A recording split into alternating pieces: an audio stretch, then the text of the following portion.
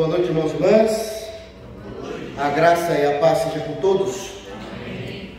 Quero gentilmente pedir aos irmãos para abrirem suas Bíblias no livro de Neemias, capítulo 2. Com a graça de Deus, nós iremos dar sequência nesta série de mensagens e sermões que temos pregado nesse livro tão importante. Neemias, capítulo 2, nós iremos iniciar esse capítulo hoje. E eu quero ler com os irmãos dos versos de 1 a 9.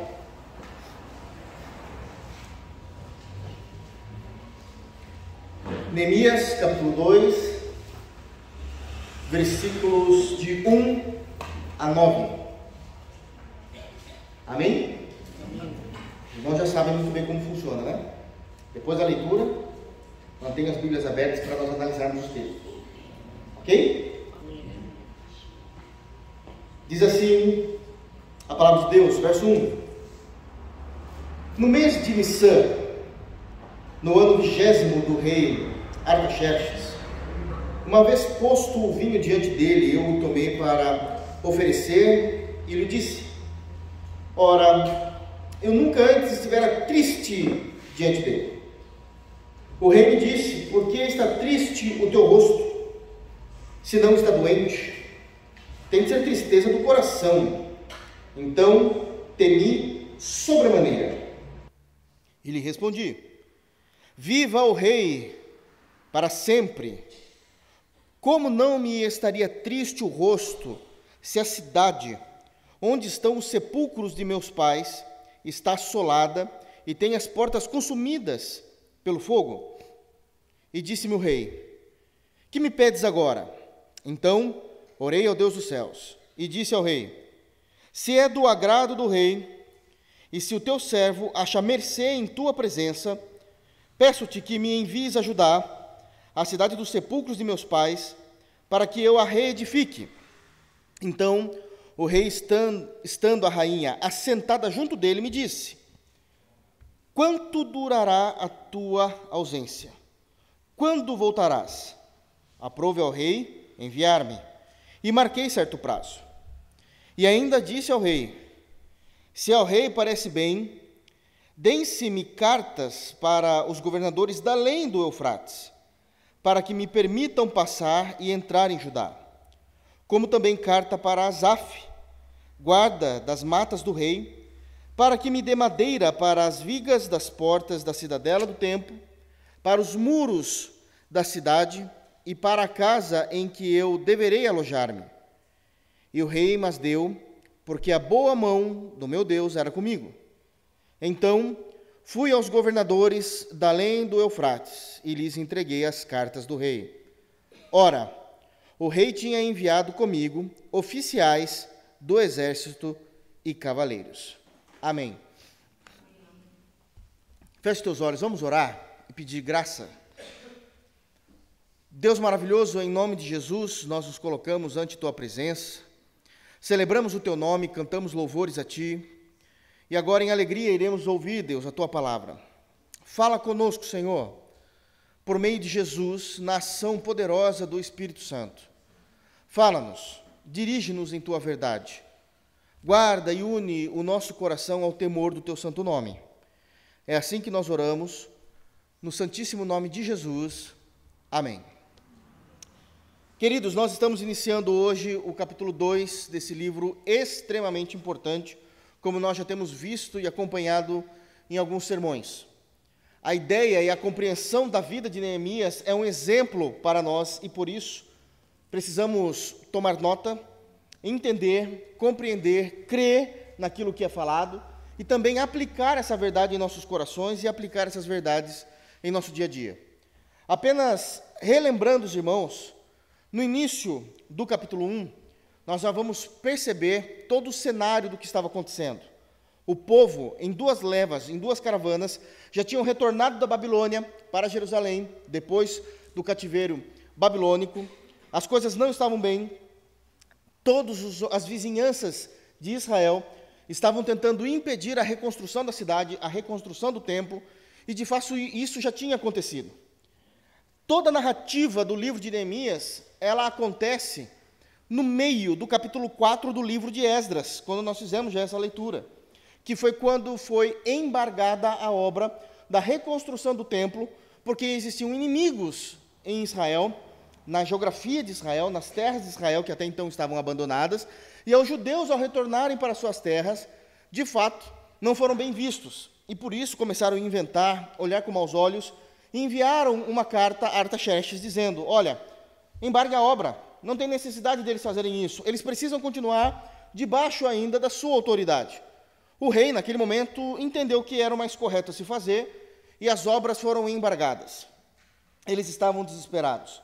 Estavam numa cidade que essa cidade não poderia evoluir, crescer, nem socialmente, nem espiritualmente, porque o templo não estava sendo mais reedificado, e a economia, estava parada.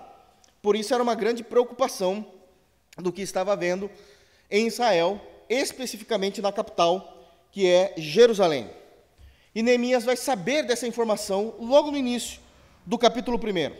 Logo de imediato, ele vai compreender o que estava acontecendo, e isso lhe traz grande angústia ao seu coração, grande tristeza à sua vida, à sua compreensão, à sua consciência, e a partir do versículo 5 do capítulo 1, ele começa a orar, e faz uma das orações mais bonitas e profundas que nós temos em toda a Bíblia. Destrinchamos essa oração, percebemos as informações importantes que nós temos, e uma vez terminada essa informação e essa oração, vida que segue. Vida-se que segue. E é exatamente nesse ponto que inicia-se o capítulo 2 de Neemias. Num dia qualquer, num dia de trabalho, ainda que com os pesos e com a tristeza sobre os seus ombros, mas a vida continua. E a partir dessa perspectiva, eu quero falar um pouquinho com os irmãos sobre agora o comportamento e a vida prática, a vida diária de Neemias, e como isso é importante para tirarmos lições para a nossa vida cristã. Amém? Dito isso, eu quero pedir a gentileza dos irmãos lerem novamente comigo somente o versículo de número 1 do capítulo 2. E olha que interessante como isso é dito. No mês de Nissan, no ano 20º do rei Artaxerxes, uma vez posto o vinho diante dele, eu o tomei para oferecer-lhe e o dei. Ora, eu nunca antes estivera triste diante dele.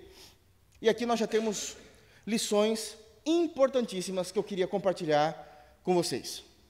A primeira delas, quando essa narrativa, porque é um texto narrativo aqui, e nesse texto narrativo, ele já nos traz informações importantes para o nosso dia a dia. E antes de qualquer levantamento de hipóteses, deixa eu lhe falar, esse é um texto que vai mexer diretamente no nosso emocional. Ele vai exigir que a gente passe a olhar de uma forma diferente quando nós estamos abatidos. E por isso, a primeira lição que nós temos aqui é que as tristezas das nossas vidas não podem travar a nossa existência. As tristezas que nos sobrevêm não podem travar a nossa vida.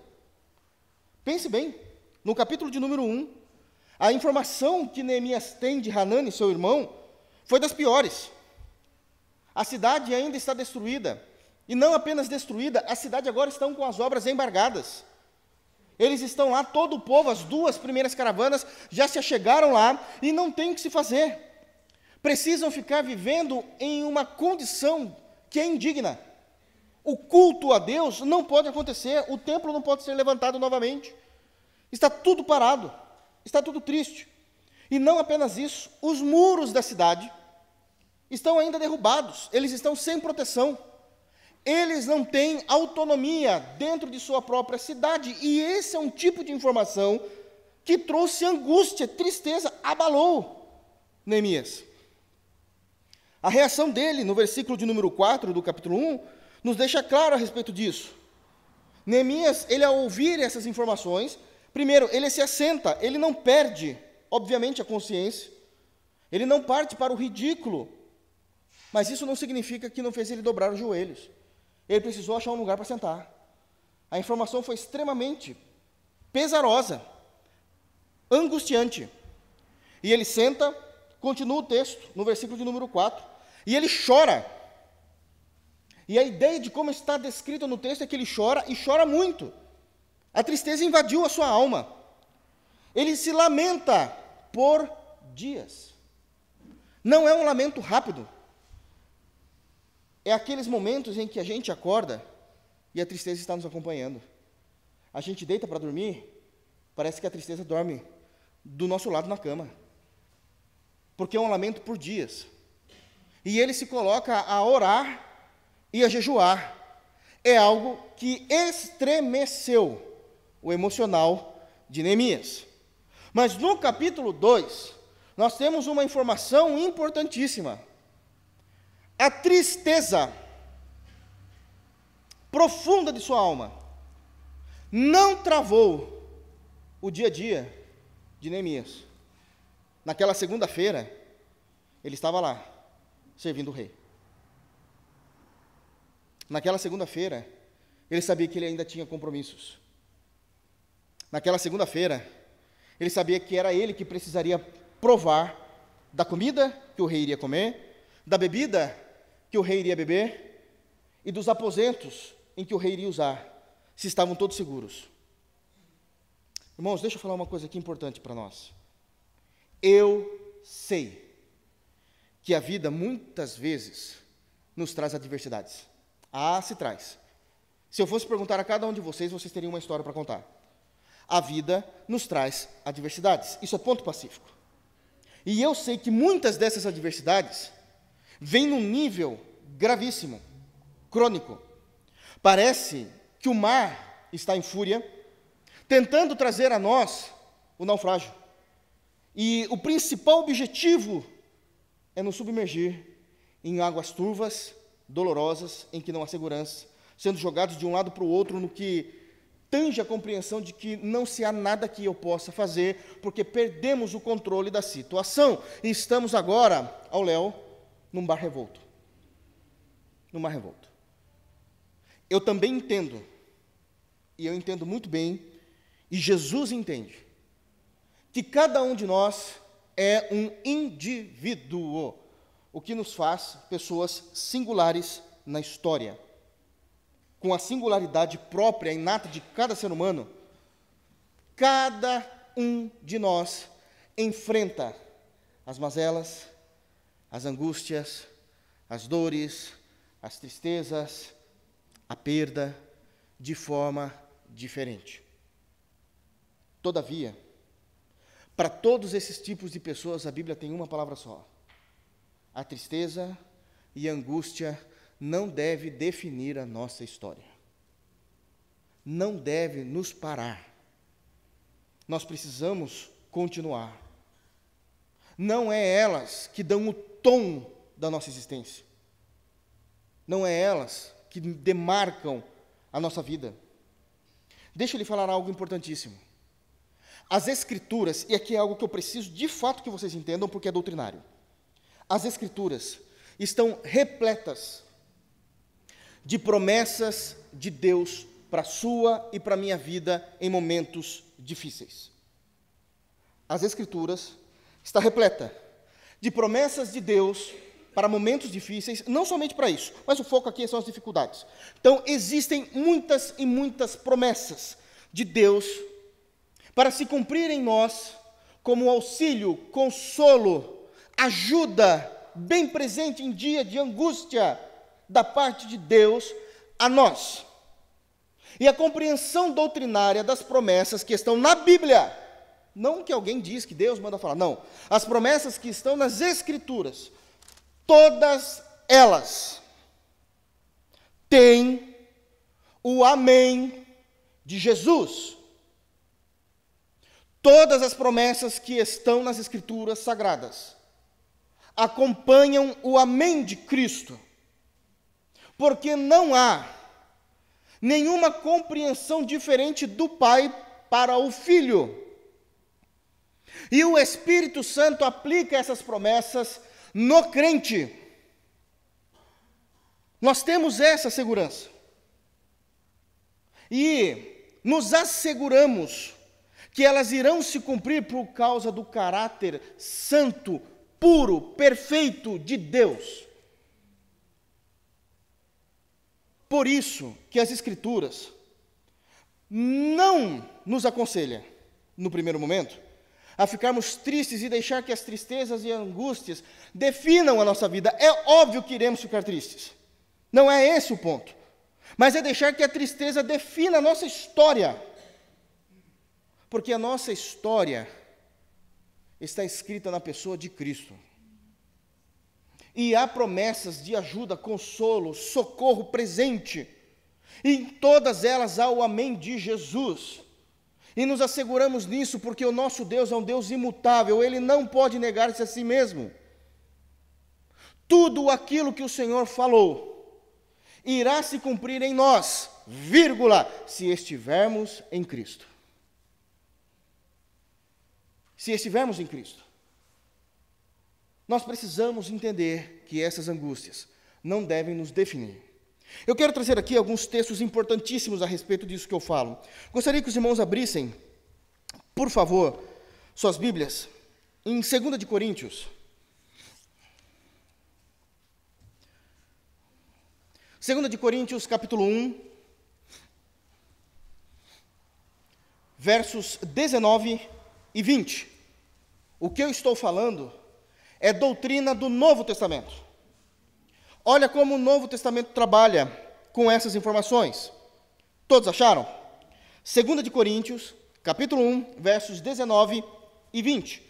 Diz o texto, o apóstolo Paulo, inspirado pelo Espírito Santo: porque o Filho de Deus, Cristo Jesus, que foi, por nosso intermédio, anunciado entre vós, isto é, por mim, e Silvano e Timóteo, não foi sim e não, mas sempre nele houve o sim, porque quantas são as promessas de Deus, tantas tem nele o sim, porquanto também por ele é o amém, para a glória de Deus por nosso intermédio. Nós não estamos sozinhos nos dias de angústias, de terrores noturnos, em nossas insônias. Deus está lá. E não apenas lá, com Ele há uma promessa de ajuda e socorro, do qual o Filho bendito de Deus, nosso Salvador, Jesus Cristo, já diz sim a respeito dessas promessas. Então, o que precisamos fazer? Crer nas promessas. Precisamos crer nessa verdade. Isso é uma realidade. Precisamos entender que essas promessas foram dirigidas a nós.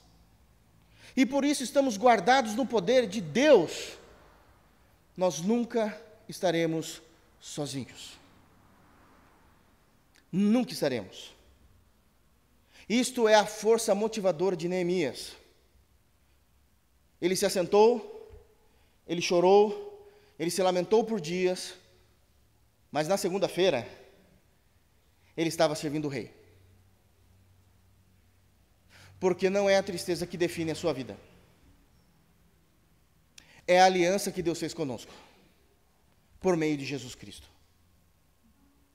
Essa é uma verdade indubitável do Evangelho. Mas não é somente isso que as Escrituras nos dizem. Eu gostaria que os irmãos abrissem na carta aos Hebreus, por gentileza. Carta aos Hebreus, capítulo 10, versículo de número 23. Somente esse versículo. Tudo baseando essa verdade de que nas angústias, nas tristezas, nas tribulações, Deus está presente. E que Jesus Cristo está ao lado de Deus Pai dizendo sim. A grande diferença é que talvez essas promessas não sejam para aquele momento para nossas vidas, mas elas são para nossas vidas. Em algum momento isso irá se cumprir. As promessas de Deus, como ditas de uma forma muito didática por Spurgeon, ele fala que todas as promessas de Deus endereçadas aos crentes é como um talão de cheque, nominado a cada um de vocês. E que quando você vai ao banco sacar, a diferença é que nós não obrigamos o banqueiro a nos dar, porque aquele cheque nos foi dado. Não é uma questão de direito, é uma questão de graça.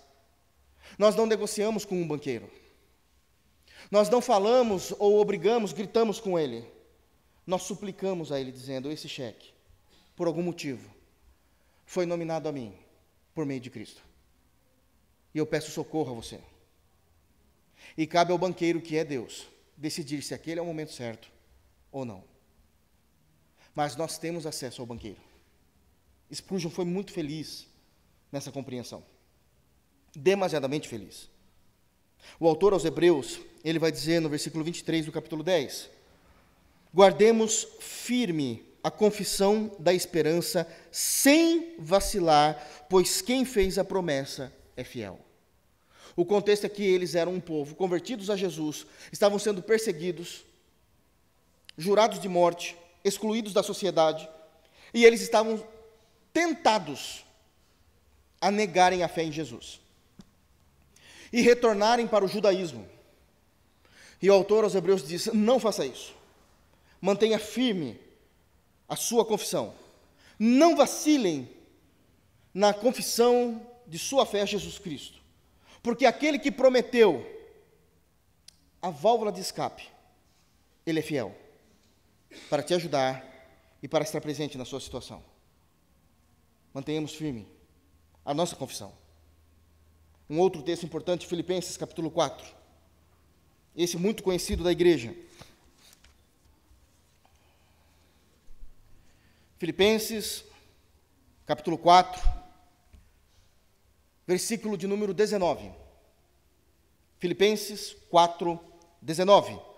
Ele diz, Paulo: e o meu Deus, segundo a sua riqueza em glória, há de suprir em Cristo Jesus cada uma de vossas necessidades. Isso é uma promessa real na pessoa do Filho.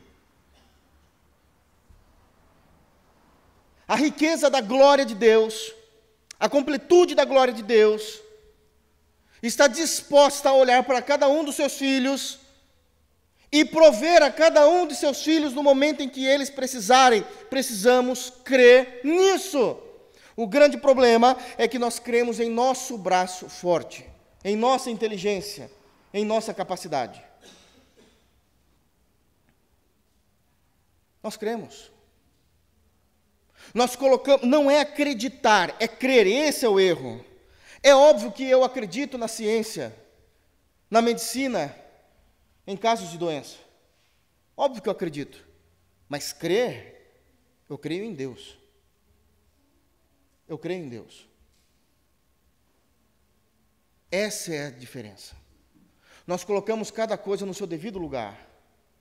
Acreditamos no conhecimento científico, acreditamos na especialização de doutor ou de doutoras da medicina, mas a última palavra sai da boca de Deus. E somente de Deus. É Ele que define, é Ele que sustenta todas essas coisas. Neemias nos ensina que a tristeza não pode travar a vida humana. A segunda-feira vai chegar para todo mundo, irmãos. Nós não podemos ficar fechados num quarto escuro. Eu sei o quanto é difícil. Eu entendo, eu tenho sensibilidade para entender. Mas existe um Deus que levanta cada crente de sua dor. E precisamos crer nessas promessas. Amém? Ele continua, voltando para Neemias, no versículo de número 2. O rei me disse: por que está triste o teu rosto, se não estás doente? Tem de ser tristeza do coração. Então temi sobremaneira. Em segundo lugar, uma lição importantíssima. A tristeza, por muitas vezes, irá desejar ser a sua amiga mais íntima. A tristeza, por muitas vezes, irá desejar ser a sua amiga mais íntima. É interessante que o versículo 1 nos deixa claro que a tristeza não travou a vida de Neemias. Mas a tristeza não abandonou. Neemias. Ele estava lá para trabalhar diante do rei, mas o seu coração ainda estava tão pesado quanto antes. E parece que essa tristeza ela era notória, porque o rei declaradamente olha para o rosto de Neemias e diz: o que é que está acontecendo? O que é que está acontecendo com você? Eu conheço você. Eu sei como é a sua afeição diariamente. Eu sei da sua alegria. Eu sei de sua disposição. Seu semblante está triste, decaído. O que acontece? E é verdade, irmãos. É óbvio que a tristeza é real. Também na vida do crente a tristeza é real. Mas algo maravilhoso acontece no verso 2. O rei começa a conversar com Neemias e ele começa a se abrir com o rei. Ele tem essa intimidade. E um dos grandes privilégios que nós temos é poder dividir a nossa dor. Crente não deve sofrer sozinho. Crente não deve sofrer sozinho.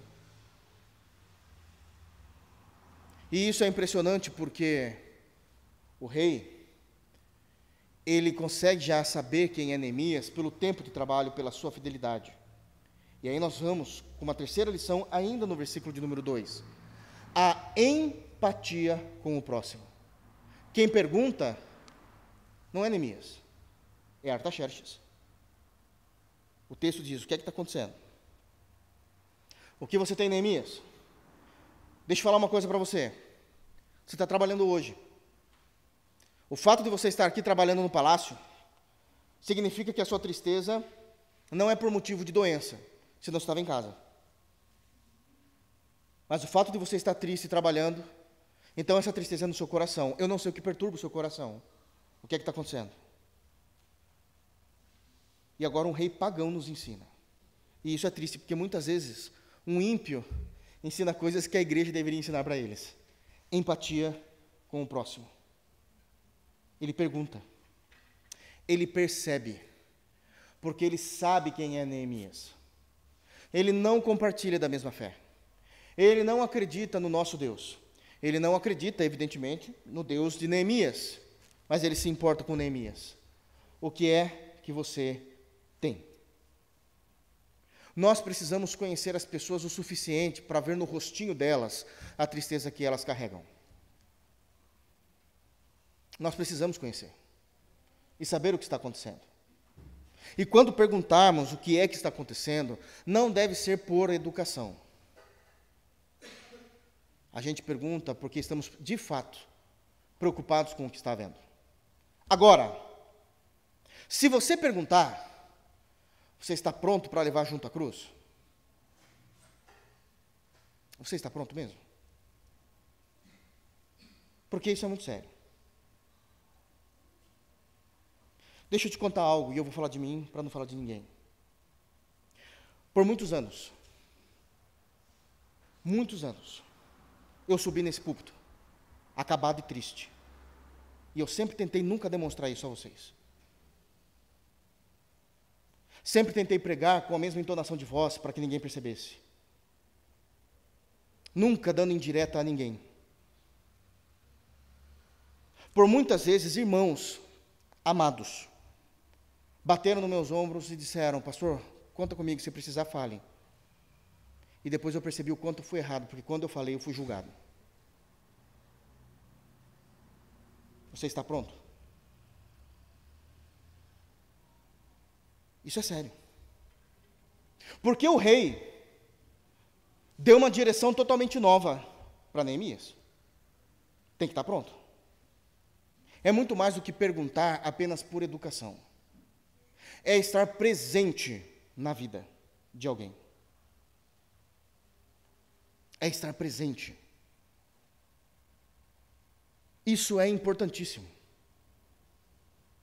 Isso é seríssimo. E como é bom. Agora deixa eu te falar uma coisa. Perguntar sobre o próximo não é uma opção. É uma obrigação. Porque em Tiago, capítulo 4, versículo 17 diz: se você sabe fazer o bem e não o faz, você comete pecado. Nós perguntamos e estamos preparados para fazer o bem.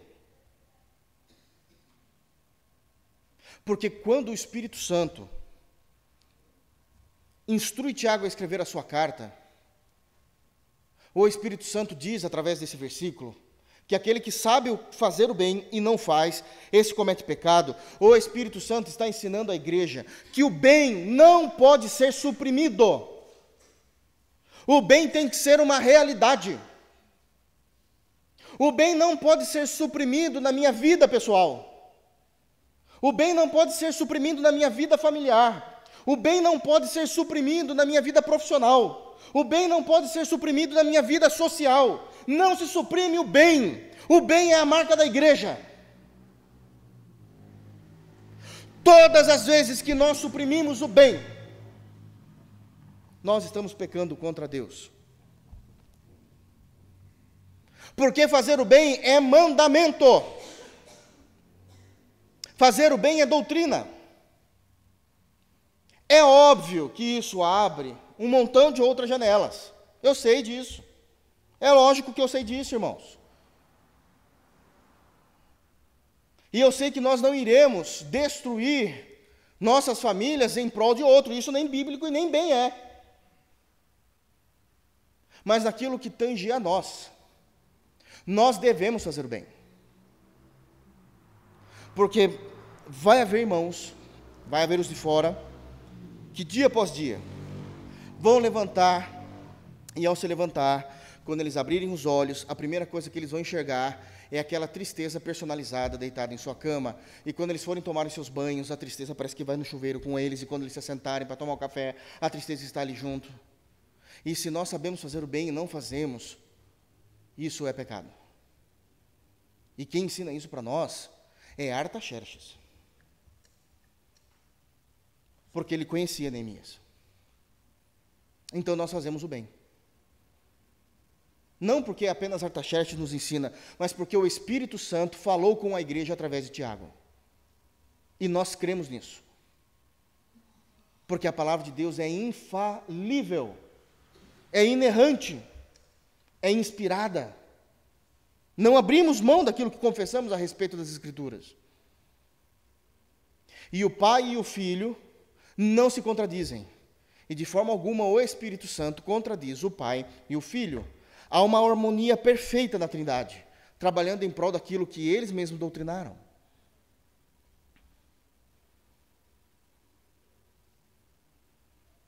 Uma próxima lição, ainda no versículo de número 2. A parte final. Então, temi sobremaneira. Quando o rei lhe faz essa pergunta, Artaxerxes olha para os olhos de Neemias e faz a pergunta: o que é que está acontecendo, meu irmão? O que está acontecendo? Ele temeu sobremaneira. Por quê? E aqui é uma lição importante. Porque havia temor em Neemias em não ser inapropriado nos lugares por onde ele passava. Eu estou aqui para servir, eu estou aqui para trabalhar. E em nenhum momento as Escrituras dá a entender, mas em hipótese alguma, o texto do capítulo 2 de Neemias nos traz uma compreensão de que Neemias estava a ponto de pegar toda a sua vida e jogar para o alto, como muitas vezes nós queremos fazer.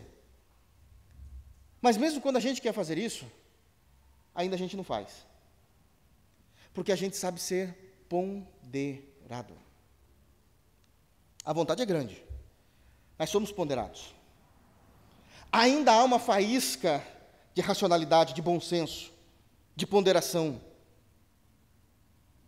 E Neemias sabia que ele não precisava ser inapropriado nos ambientes em que ele estava por causa de suas tristezas. Em suma, embora a igreja sempre vai se ajudar como irmãos, ninguém é responsável pela minha tristeza. Eu estou aqui para servir o rei. É o que eu vou fazer. Eu cheguei no meu trabalho. Não vou descontar nas pessoas do meu trabalho. Bom, aconteceu alguma coisa no meu trabalho que me deixou extremamente estressado. Eu não vou descontar isso na minha família quando chegar à noite em casa. Porque o cristão teme em ser inapropriado. Nós somos crentes. Jesus não faria isso. Os apóstolos não nos ensinaram isso. O Antigo Testamento não nos ensinou isso. As pessoas não devem receber patadas por causa de nossa tristeza. Não devem serem atingidas por causa dos meus problemas. As pessoas vão me ajudar, mas elas não serão, em hipótese alguma, o lugar onde eu irei derramar toda a minha insatisfação. Então ele teme por causa disso. Há uma postura dele. Ele sabe que, como ele sempre se comportou diante do rei, para ele, meu Deus do céu, eu me portar inapropriadamente diante de um rei. Percebe a conduta ética, a conduta moral? Porque cristianismo e ética sempre andaram muito juntos. Sempre andaram muito juntos, muito juntos.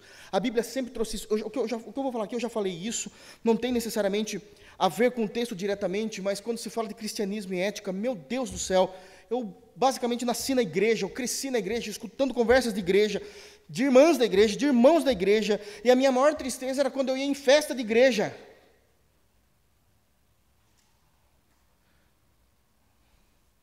Porque quando havia festa de igreja, era liberado os comes e bebes. Nunca houve ética, um bando de gente sem educação, querendo comer, levar para as pessoas de casa que nem convidados foram.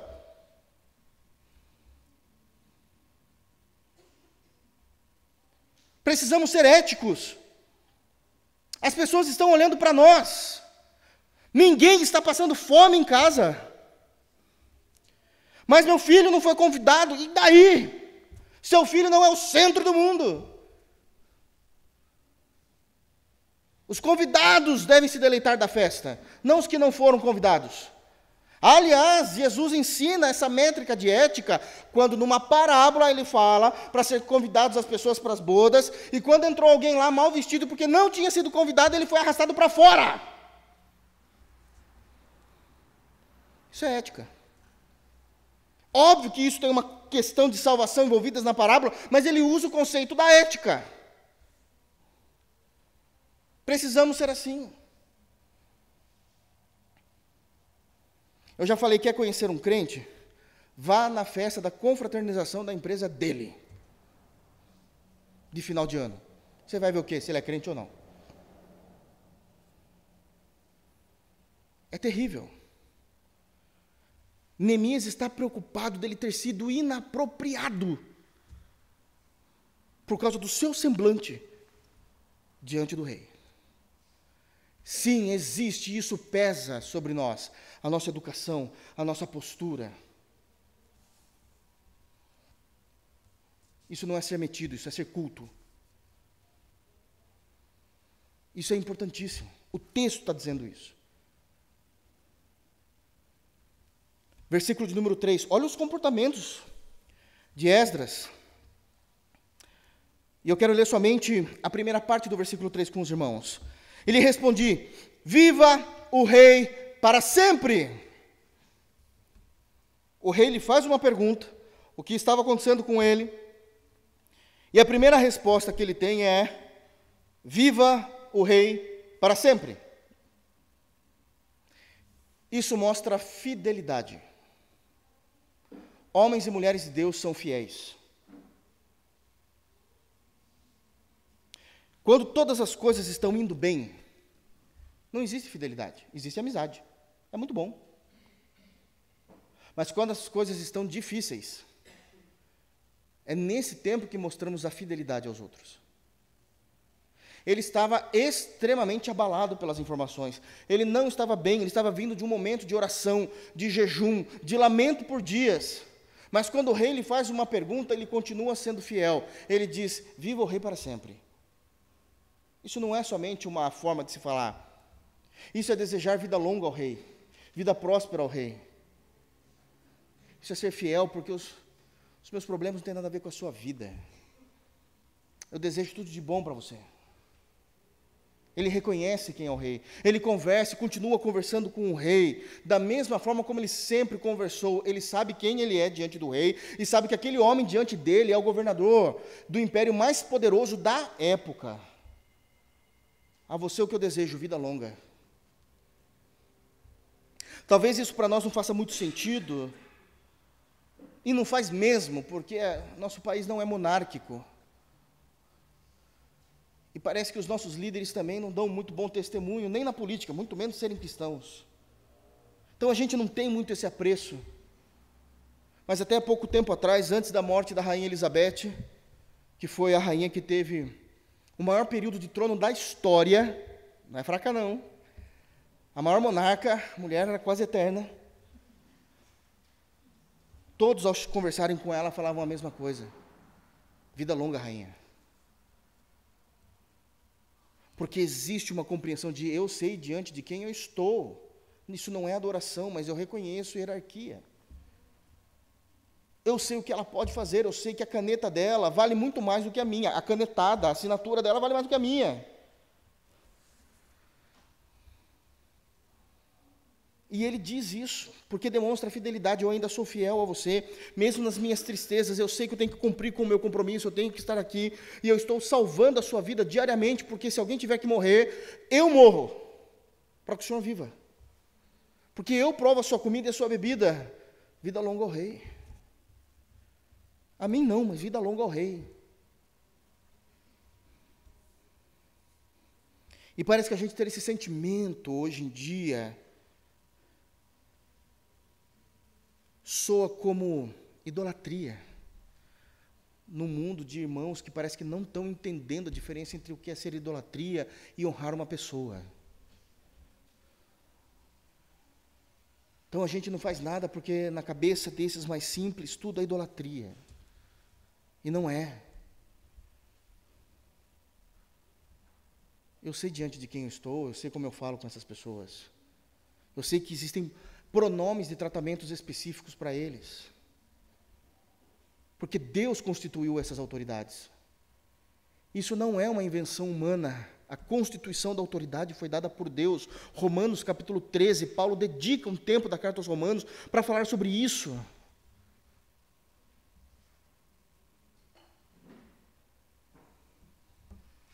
Mas ele não é apenas fiel, e ele continua no versículo de número 3, e aqui ele faz algo maravilhoso.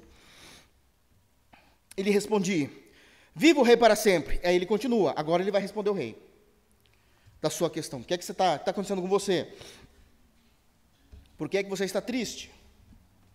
E no versículo 3 ele diz, prestem atenção: como não me estaria triste o rosto, se a cidade onde estão os sepulcros de meus pais está assolada e tem as portas consumidas pelo fogo? Alguém percebeu aqui alguma coisa? Deixa eu falar então. Neemias, ele tem a sensibilidade, a fineza e a inteligência de responder ao rei, de responder à pergunta do rei com outra pergunta. Agora deixa eu explicar algo para vocês, que isso aqui é muito importante. A arte de questionar, a arte de fazer perguntas é algo maravilhoso. É importantíssimo. Para quem não gosta de literatura, isso aqui é o terrível, o fim da linha. Mas para quem gosta de instrução, de compreensão, que busca ter uma vida diariamente, com todo respeito, mas com inteligência, isso é lindo. Porque a arte de perguntar, ela tem muitos viés. Muitos viés. Vou explicar. Vou dar alguns exemplos. Existem perguntas para adquirir conhecimento. É aquela pergunta que você faz porque você precisa entender algo. Você não entende sobre o assunto, não sabe sobre o assunto. Você faz essa pergunta para um professor, porque às vezes ele está dando aula e você fala: professor, de verdade, por que isso é aquilo? Eu não entendi. Isso é uma pergunta. É um viés para adquirir conhecimento. Mas passa-se longe de existir só esse tipo de questionamento. Existe um outro tipo de questionamento, um outro tipo de perguntas, que são perguntas capciosas. É uma vertente das perguntas. O que é uma pergunta capciosa? Você faz uma pergunta para forçar o respondente a entrar num assunto delicado que ele não iria entrar se não fosse a tua pergunta e colocar ele numa situação de constrangimento e dificuldade. Isso é uma arte. Uma pergunta capciosa. Óbvio que nem sempre ela é bem-vinda. Existem momentos em que elas são. Mas existe uma outra viés de pergunta. São perguntas provocativas. Qual a função dela? De fato, afrontar o respondente. Você quer afrontar. Então você faz perguntas provocativas. Existem perguntas, um outro viés de pergunta, todas elas têm, de alguma forma, um viés teológico, sabia, irmãos? Existe um viés de perguntas que é uma pergunta retórica. Você faz aquela pergunta não esperando receber uma resposta. Você só faz essa pergunta para causar reflexão nos ouvintes ou para que sirva de uma ponte para um assunto que agora você vai começar a tratar. Para isso servem perguntas retóricas. Mas nenhuma delas se encaixam na de Neemias, que talvez seja a pergunta mais primorosa, o estilo de pergunta mais primorosa, que a gente chama de perguntas com humildade. E essa é a lição. Neemias é uma pessoa humilde. Queridos, olhem a pergunta do rei. Por que você está triste? Não é saúde, é problema do coração. Me conte. O que Neemias poderia falar? É o seguinte: está acontecendo isso com o meu povo, as coisas não estão andando, o Senhor embargou a obra, o Senhor está deixando todo mundo passar necessidade. Ele sabia dessas informações. A resposta ele tinha. Mas ele faz uma pergunta humilde. Senhor, como que eu posso não estar triste se a cidade onde estão os sepulcros dos meus pais está inteiramente destruída? O que ele faz com isso? Ele traz o rei para dentro da sua tristeza e fala: me ajude a me livrar dela. Isso é humildade. Como eu posso não estar? Ele está dizendo: me responda, eu vou te ouvir. Isso é saber trabalhar com palavras. Isso é saber trabalhar com corações. Porque todo ser humano tem um coração. E a gente precisa atingir o âmago disso. Ele poderia trazer uma resposta extremamente seca, real, mas isso iria provocar e talvez fazer com que ele caísse na estima do rei. Mas ele traz o rei para o seu problema e fala: me ajuda, como eu posso não estar triste se a cidade onde os meus pais estão enterrados está em ruínas? Me ensina, me fala. E isso demonstra então a humildade de Neemias. Ou como ele conseguia lidar com situações terríveis com humildade, para ele chegar no objetivo que ele quer. E consegue. Versículo 4. Disse meu rei: que me pedes agora? Então orei ao Deus dos céus. Conseguiu o objetivo. Por que ele conseguiu o objetivo? Porque as palavras corretas e a ética no falar nos deixa mais próximos dos nossos objetivos. Sabe quem ensina isso? Provérbios. A palavra dura suscita o furor, mas a branda, ela quebranta o espírito. Ele soube a maneira de falar. Ele não chegou fazendo, me desculpa também a expressão, como alguns dizem, barraco. Isso é feio. Comigo é assim, é meu direito. Não ia funcionar. Mas ele aplicou, uma outra coisa que eu preciso muito falar isso. Ele aplicou a sabedoria de Deus. Nunca leia Provérbios achando que aquela sabedoria é a sabedoria de Salomão. Salomão não nasceu com aquela sabedoria. Salomão não cresceu com aquela sabedoria. Salomão obteve aquela sabedoria já sendo rei. E não foi uma sabedoria fruto do seu esforço e experiência. Ele orou a Deus e Deus deu a sabedoria a Salomão. A sabedoria do livro de Provérbios é a sabedoria de Deus. Neemias usou a sabedoria de Deus.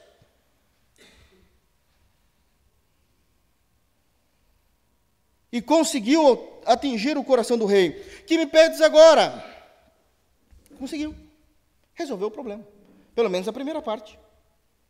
Mas o versículo 4 diz, no finalzinho, então orei ao Deus dos céus. Próxima lição. A oração mais rápida da história. É a oração mais rápida da história.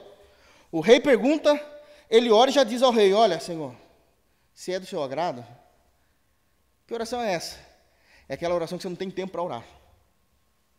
Então deixa eu falar uma coisa aqui. Eu não defendo, prestem atenção para ninguém deturpar o que eu vou falar aqui. Eu não defendo que as orações obrigatoriamente precisam ser longas, condoídas, com aquele peso de obrigatoriedade, porque muitas orações das Escrituras Sagradas, elas são objetivas e rápidas. Mas eu também não defendo que as orações obrigatoriamente precisam ser rápidas e curtas, porque também há orações nas Escrituras que são longas, detalhadas, cheias de informações. A do capítulo 1 de Neemias é uma delas, do capítulo 10 de Esdras é uma delas. Então, o que defendemos? Que a oração precisa ser bíblica. Nesse momento, Neemias não tinha muito tempo para falar, o senhor aguarda um minutinho, vou lá no meu quarto, vou orar, fazer fogo descer do céu. Ele não fala isso. É aquele momento que ele só fala assim, com certeza ele está falando isso, Senhor, me ajuda, é agora, ser comigo. É só isso que deu tempo. E o Senhor ouviu a sua oração.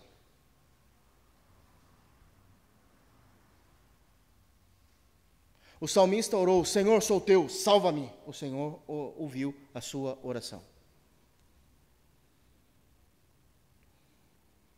Não estou defendendo que também as orações precisam ser ultra rápidas, sem aquele desejo ardente de passar tempo com Deus, de afeições com Deus. Isso é mecânica, Deus também não aceita essa oração, não. Todas as vezes que nós oramos, tem que haver desejo no nosso coração. Senhor, eu quero passar tempo com o Senhor. Eu amo estar com o Senhor. Eu sei quem o Senhor é. Estar diante de Ti é um privilégio, é amoroso, e eu quero demonstrar afeições de ternura diante de Ti. Mas não existe uma obrigatoriedade de tempo, mas é de acordo com a necessidade do momento. E ele ora. E Deus ouviu. E ele precisava orar mesmo. Porque dos versos 5 a 9, eu resumi dos 5 a 9 em uma única lição, que é uma resposta clara, com objetivos definidos à pergunta do rei. Qual pergunta? Ao versículo número 4. O que me pedes agora? O que você quer?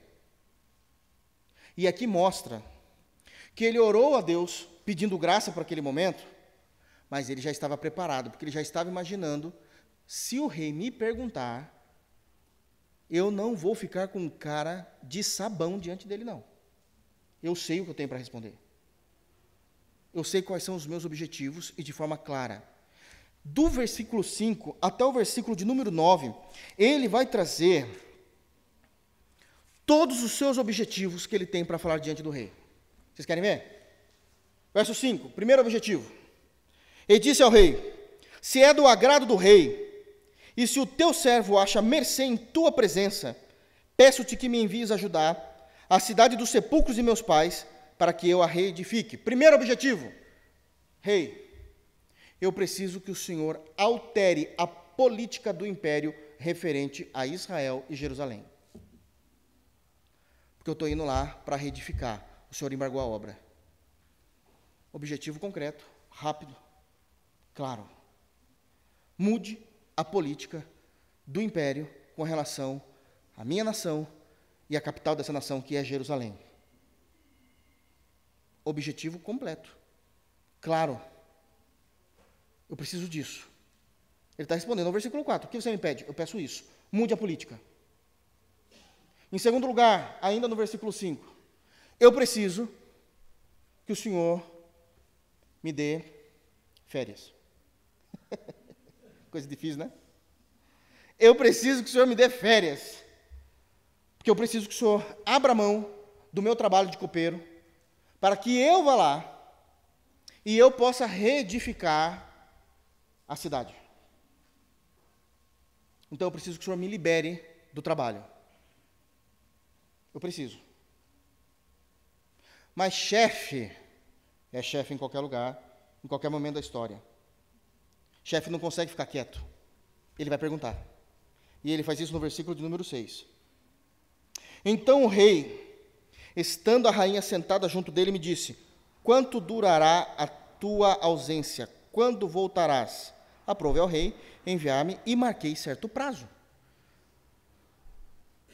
Quando o rei faz a pergunta do versículo 6, ele estava com aquela cara triste, mas ele tira do bolso de trás: esse aqui é o projeto. Porque a pergunta exige ter um projeto pronto. A pergunta do rei é clara: tudo bem, você quer férias? Quando você volta? Quanto tempo você vai ficar lá? Quanto tempo eu vou abrir mão do seu serviço? Isso aqui não é festa. E ele apresenta.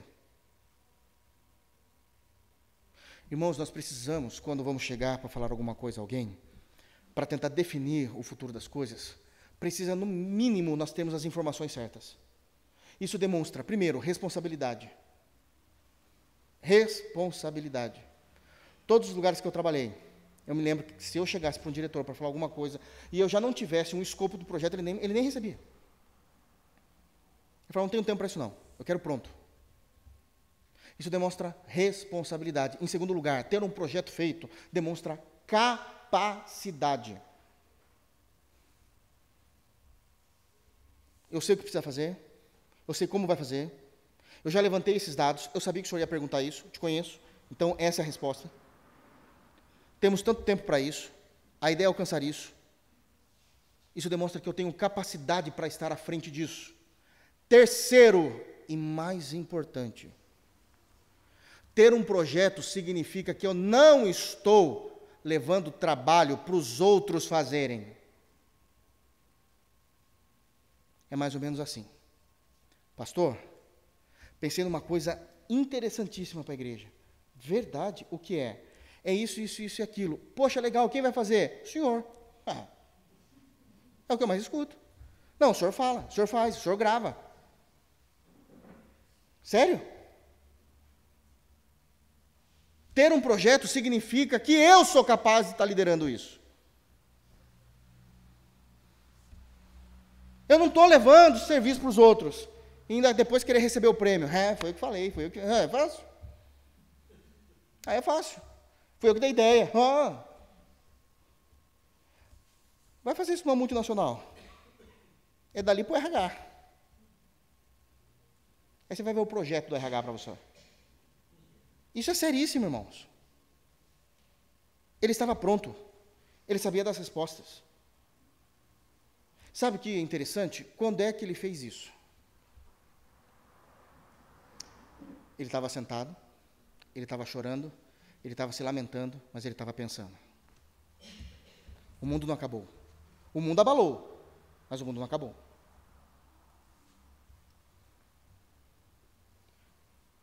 Por que eu digo isso, irmãos? É por isso que eu falei que o livro de Neemias ele servia como livro de liderança nas faculdades anteriormente. Porque isso é foco de um líder.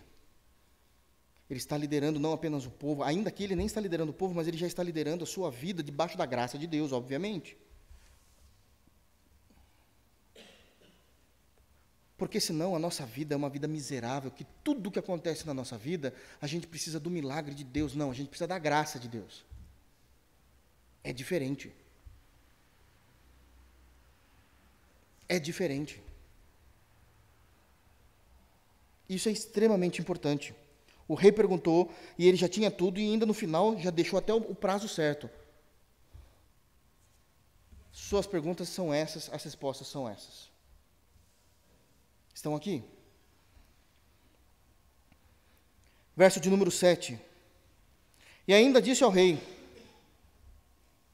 se ao rei parece bem, deem-se-me cartas para os governadores da além do Eufrates, para que me permitam passar e entrar em Judá. Versículo 7. Tem um plano, tem um projeto, foi conversado, deu certo, deu, documenta isso. Documenta isso. Neemias está falando isso muito tempo antes de Cristo. É evidente que cada tipo de documentação, e deixar isso documentado, é de acordo com a seriedade, com a profundidade, com o investimento do projeto. Há assuntos para a nossa vida pessoal, há assuntos que a gente resolve entre família. Eu sei que é difícil citar esses assuntos, mas tem assuntos em família, com familiares, que é o seguinte: ficou acertado isso? Ficamos. Vamos documentar isso? E leva para a esfera jurídica. Nossa, sem coração. Não, isso não é ser sem coração, isso é ser sábio. Tem assuntos que tem que ser para a esfera jurídica. Aliás, quem vai redigir isso daí não é nem eu, é a área jurídica. Eles têm capacidade para isso. A gente só vai falar o que precisa. Todo mundo assina. Mas tem coisas que não precisa ser tão agressivo assim, talvez. Manda e-mail. E fala assim: estou esperando o teu sim, a tua confirmação. Às vezes não precisa disso. Manda mensagem no WhatsApp. Isso vale também. Deixa claro, deixa documentado. Neemias não está, isso aqui é importante eu dizer, honra quem honra, Neemias não está duvidando da palavra de Artaxerxes. Ele sabe que se Artaxerxes falou, ele vai cumprir, ele conhece o rei. O problema não é Artaxerxes, o problema é quando entra terceiros nessa história. E vai entrar o pessoal que está lá no governo. Não tem sistema, irmão. Não faz aqui, já aparece lá. Tem um pessoal de lá, da além do Eufrates, que o próprio rei colocou lá para governar. Aquele pessoal não sabe dessa nossa conversa aqui na sala. Me dá cartas, documenta, oficializa. Isso é ser sábio, irmãos. Tem coisas que são necessárias para isso. Nossa, mas a gente é crente, eu sei. Mas ninguém está falando de fé aqui. Esse é o assunto. Nós estamos sendo sábios de acordo com a palavra de Deus. Documenta. Verso 8. Percebam como ele tem essas respostas, e ele já tem todos os seus objetivos muito claros, muito definidos. Eu preciso, como objetivo, que o Senhor me dê essas cartas. 8º, ele também vai pedir, como também carta para Asaf, guarda das matas do rei, da floresta, de todo o campo, daquilo que era do Império Persa, para que me dê madeira para as vigas das portas da cidadela do templo, para os muros da cidade e para a casa em que deverei alojar-me.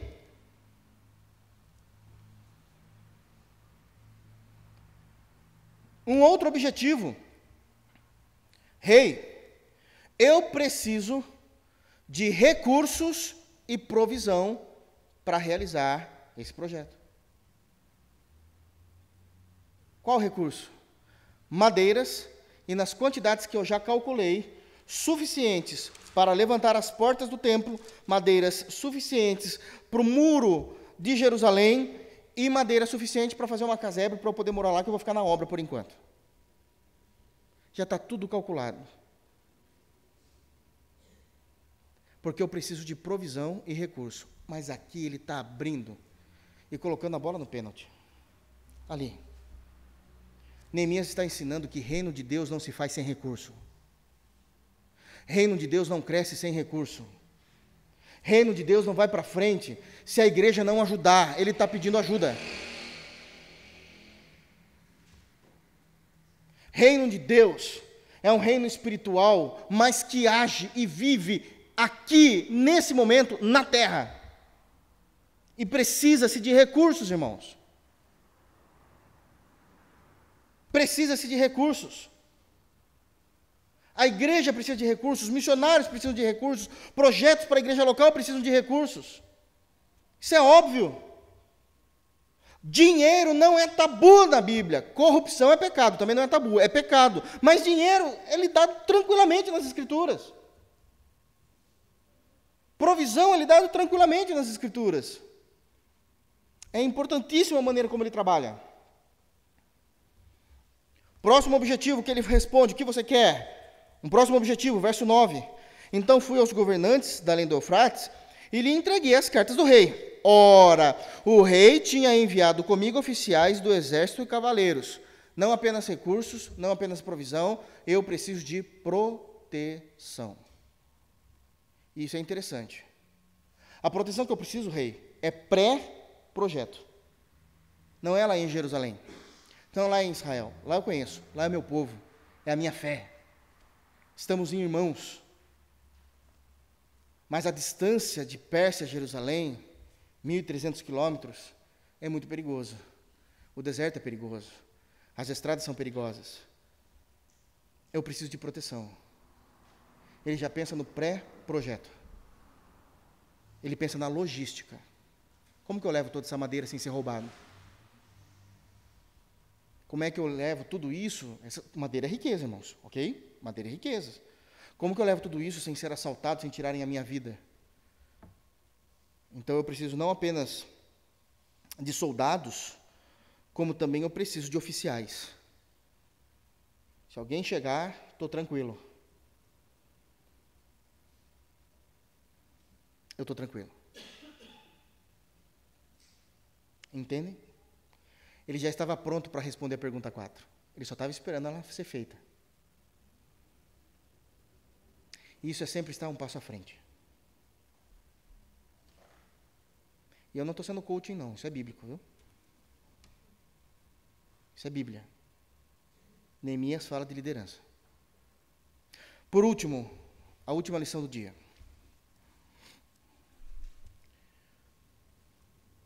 Verdadeiros homens de Deus tributam toda a glória a Deus. Eu queria voltar com os irmãos no versículo de número 8, no final do texto. E o rei me deu, porque a boa mão do meu Deus era comigo. Sabe o que é interessante? Neemias sabe quem ele é, sabe como se comportou, soube ser humilde, tinha o projeto feito, soube trazer os objetivos de forma clara e contundente, mas ele sabe que mesmo com tudo isso, o rei poderia vetar. Quantas vezes você não chegou com um negócio supimpa, perfeito, projetado, e a pessoa de uma hierarquia maior falou, legal, mas não vai fazer agora. Isso é a coisa mais comum do mundo. Pode estar tudo feito da sua parte da melhor forma possível. A pessoa que aprova vai dizer, legal, mas não é para o momento. Isso é comum. Isso é normativo, quase. Não para agora. Deixa para o próximo semestre, para o próximo ano fiscal. Não temos budget. Isso é comum.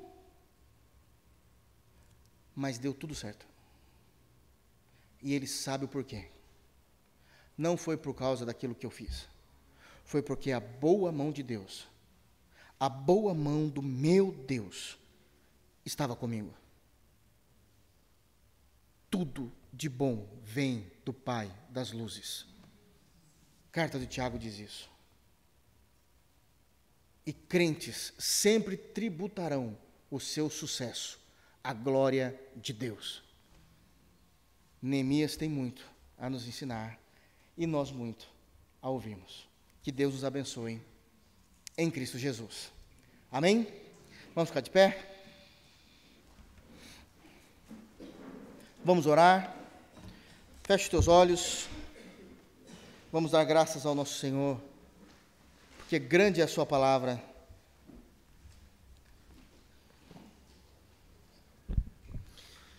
Oremos, irmãos. Nosso Pai, nosso Deus, o santo e bendito nome do Senhor Jesus Cristo, queremos te agradecer pela sua palavra, agradecer por nos ensinar a tua sabedoria, Deus, através da Escritura. Senhor, obrigado pela vida do teu filho, nosso pastor, o Senhor ter dado a graça a ele de mais uma vez servir esta igreja local com a exposição da palavra. E nós te suplicamos que pelo poder do teu Espírito Santo que habita em nós, que o Senhor aplique cada ensino das Escrituras para que a nossa vida seja transformada e conformada com a pessoa de Cristo. Senhor, nos leva em paz para a nossa casa, nos dê uma noite de descanso e que nós possamos dormir com o nosso coração e a nossa mente em Cristo. E se o Senhor nos permitir acordar amanhã com a nossa fé preservada pelo seu poder e a sua graça. Nós te oramos em nome de Jesus. Amém. Que a graça de nosso Senhor Jesus Cristo, o amor de Deus Pai e a comunhão do Espírito Santo esteja sobre todos nós, hoje e para todo sempre. Amém. Deus abençoe, irmãos.